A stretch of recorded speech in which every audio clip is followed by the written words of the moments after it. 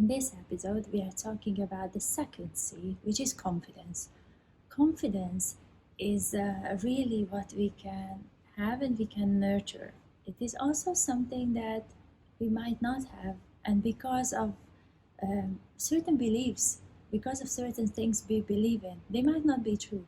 So the first tip here is to do a visualization first on your own. Who do you want to be? Who are you when you are the best parent on the planet? Who are you when you are the best teacher on the earth? So try to have a visualization time and create this space for yourself when you can freely imagine who you want to be.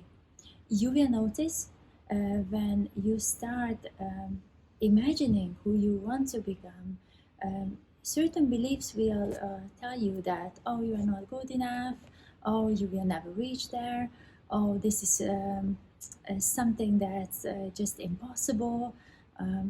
Those are just limiting beliefs. Those are just beliefs that you can change anytime you want.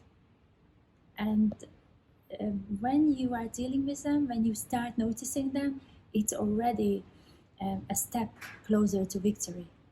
You are managing them. And at the same time, when you notice these beliefs, you will also notice that there are values that you find important. There are strengths that you already have. So explore those as well. Pay attention to what values are coming up and what values you notice when you are doing the visualization. Values like strengths, commitment, dedication, values like curiosity and empathy and time, compassion. Many of those strengths you already have. So have a look at this exercise series of activities, try them, and then you can start with your child, and then you can start with your students. Try it out and let us know how it works.